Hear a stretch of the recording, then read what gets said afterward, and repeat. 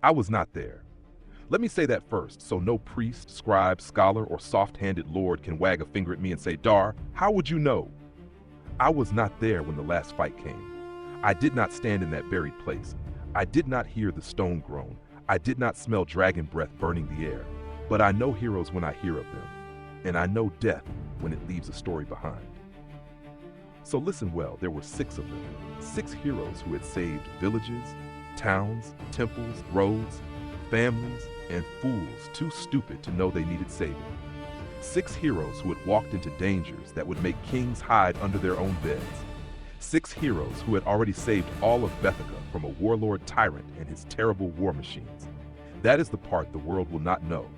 The world will not know that a tyrant was preparing sentinel machines, giant engines of war, monsters of iron and death, made to march across Bethica and grind kingdoms into ash. The world will not know how close it came to chains. The world will not know that these 6 stood in the path of that nightmare and broke it. But I know, and if the world forgets, I will shout it loud enough to wake the dead.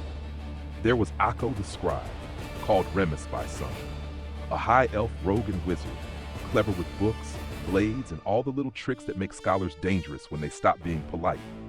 He had the mind of a researcher and the hands of a survivor, the sort who could read a dead language, pick a lock, and make someone regret underestimating him, all in the same breath.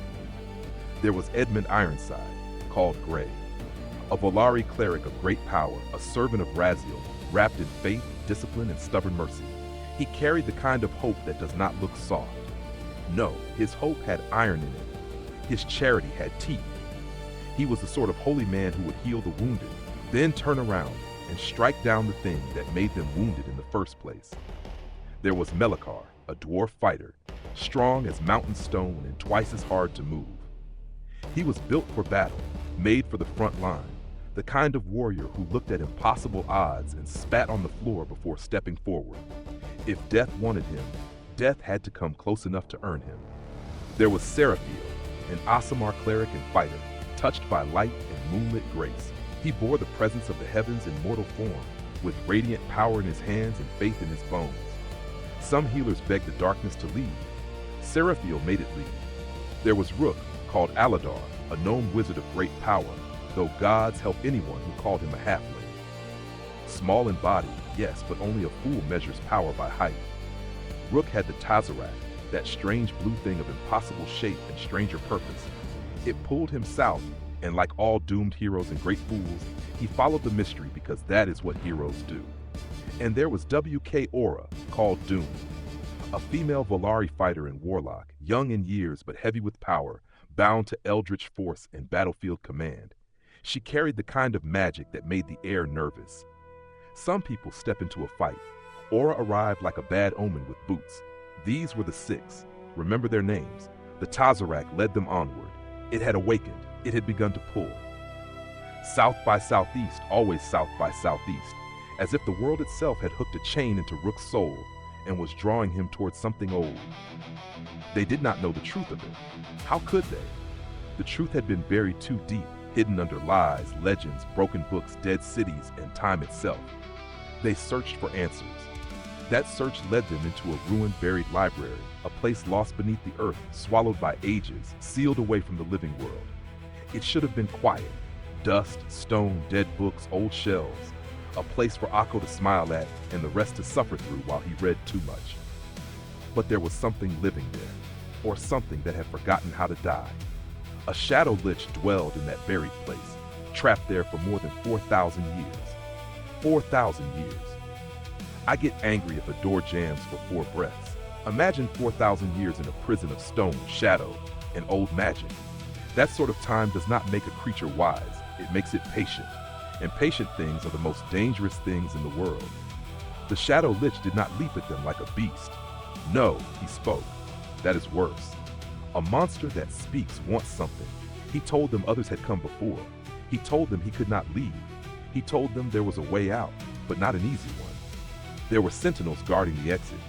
Old guardians, ancient things placed there to make sure what was trapped stayed trapped. And the heroes, being heroes, pushed on. They found what they came for. They found the book. They found the knowledge that would lead them farther along the road of the Tazarak. But when they tried to leave, the truth of the place closed around them. No teleportation, no escape spell, no easy road back. The buried library was not just a ruin, it was a cage. Somewhere inside that prison, they found a lever already pulled, surrounded by countless bodies. Dead adventurers, dead seekers, dead fools, dead brave souls. Who can say which were which? Bones do not tell you whether a person was noble or stupid. Sometimes they were both. The heroes reset the lever, then they pulled it again. The portal opened, and they stepped through. Think on that a moment. They saw the bodies.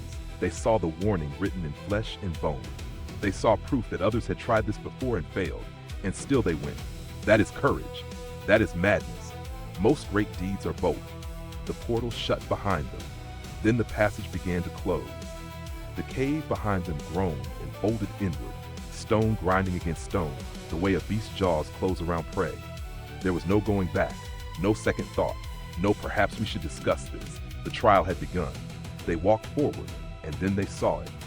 At first, perhaps they thought it was only a dragon. Only a dragon.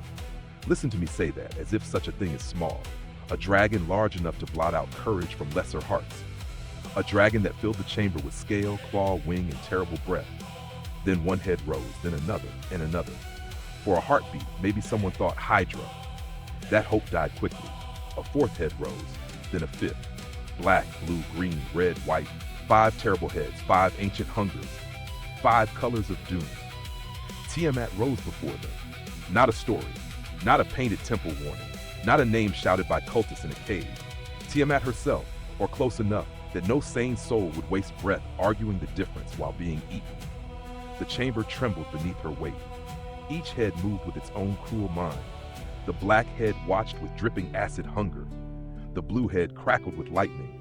The green head smiled with poison in its breath. The red head burned like hatred given scales. The white head stared with cold, patient murder, and the heroes prepared. The scribe shifted like a blade hidden in a sleeve, mind racing, eyes measuring angles, exits, weak points, spells, tricks, anything that could turn death aside for one more heartbeat. Edmund Ironside lifted his holy power and stood in the certainty of Raziel, calling on faith not as comfort, but as a shield. The kind of shield that says, "You may break me, but you will not find me kneeling." Melekar tightened his grip and set himself like a wall. Dwarves know stone. They know weight. They know what it means to stand when the mountain falls. Seraphiel shone with divine radiance. Moonlit grace gathered around his armor, a light in that prison-dark place. For a moment, I like to think the shadows pulled back from him. Rook, small gnome wizard, bearer of the Tazarak, gathered his spells with sharp eyes and sharper pride. If anyone there called him a halfling, may the gods help them. And Aura, Doom herself, stood with eldritch power stirring around her, ready to answer dragon fury with warlock wrath. They spread out, smart. Against one dragon breath, you spread out. Against Tiamat? Well, sometimes good tactics meet bad gods. The fight began. Tiamat rose from the ground with a force that shook the chamber. Wings spread, claws tore stone. The 5 heads struck in different directions, each one choosing its prey. The heroes moved fast, trying to flank, trying to split her attention, trying to survive the impossible. They struck her with spell and steel. They threw power enough to shatter lesser monsters. They tried to climb her, to mount the great beast, to turn her size against her. But Tiamat hurled them away like insects. Stone cracked where bodies hit. Breath scorched the chamber. Magic burst against scale. Rook was nimble. Ha! That little gnome danced through death like death owed him money. The black head snapped at him again and again, jaws crashing down where he had been a blink before. Acid hissed. Teeth slammed. Rook moved. The black head wanted him badly. Maybe it thought he was a halfling. That would do it. I can hear him now, small and furious in the middle of doom. I am not a halfling. I'm a gnome, damn it. You should die for that. That is how I choose to remember him. Not afraid, not quiet, offended by the wrong insult at the worst possible time. The battle raged on, but even legends bleed. Tiamat's heads found their marks. The breaths came. Fire, frost, poison, lightning, acid. The chamber became a storm of death. The heroes fought, but the fight began to grind them down. Then Seraphiel fell. Light struck the ground. Then Edmund fell. Faith hit stone. Then Akko fell, the clever one, the scribe, the seeker of knowledge, brought low in that terrible chamber. They were not yet gone, not all the way, but they were down, broken, bleeding, dying beneath the shadow of 5 heads. Rook, Melekar, and Aura still stood. They tried to recover. Rook and Melekar took shelter inside a force bubble, a shining barrier against the end. Aura joined them, and from within that fragile safety they watched what no hero should ever have to watch. Tiamat turned to the fallen. One by one, the heads bent down. Breath washed over their companions, again and again, until there was no saving them. Then Tiamat devoured them, Akko, Edmund, Seraphiel, their friends, their allies, their fellow legends, gone beneath the jaws of the 5-headed queen. Inside the force bubble, Rook, Melekar, and Aura watched in horror. What do you do then? What does any warrior do when the spell holds but the world has already ended outside it? Rook kept trying. Of course he did. He recast the force. He held the barrier. He stretched every breath, every spell, every heartbeat. Maybe he hoped something would change. Maybe he hoped the gods would answer. Maybe he hoped for one more trick, one more door, one more impossible chance. But no god came. No miracle split the chamber. No hidden army charged through the stone. Only Tiamat waited. That may be the cruelest part. She did not rage. She did not claw uselessly at the force. She waited, 5 heads watching, 5 mouths smiling. Patient as doom, Rook could delay her. He could not deny her forever. At last, the force came down. Tiamat smiled with all 5 heads. Melekar cursed her and charged. Good. That is how a dwarf should meet the end. Not weeping, not begging, cursing a god dragon to her face and going and swinging. Aura stood with him, power flaring, doom meeting doom. Rook, the gnome who would not be called halfling, faced the thing that had eaten his friends. They fought, but the end had already opened its mouth. Tiamat devoured them all. So died the 6 heroes of Bethica. Akko the scribe, Edmund Ironside, Melekar, Seraphiel, Rook, W.K. Aura. 6 heroes who had saved the world from a tyrant's machines. 6 heroes who had carried the mystery of the Tazarak into a place older than memory. 6 heroes who came to the edge of something greater than mortal life and fell before they reached it. Now here is the part that makes my old heart heavy. Had they survived, had they followed the Tazarak to the place it was leading them, they would have found power beyond crowns, beyond kingdoms, beyond the small hunger of mortal rulers. They would have stood at the edge of something vast. They would have had the chance to become more than heroes. They would have become immortal powers, demigods in the living story of Bethica. Not greater gods. No, do not be foolish. The greater gods are beyond such things. But demigods? Divine beings? Names that people might one day pray to in fear, hope, or need? Yes, that road waited for them, and they never reached it.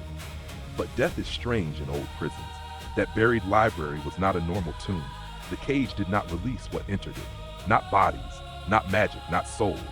So when the heroes died, they did not pass on. Their bodies lay broken near the breach, but their spirits woke in the buried library, pale echoes, blue-lit souls, 6 legends standing again, but not alive, not free. And there in the deep dark of that prison, the Shadow Lich watched them. I imagine he smiled, not kindly. Do not mistake me. A lich's smile is never kind, but perhaps not cruel either. Perhaps amused, perhaps relieved. Perhaps after 4,000 years alone, even the ghosts of fallen heroes are welcome company.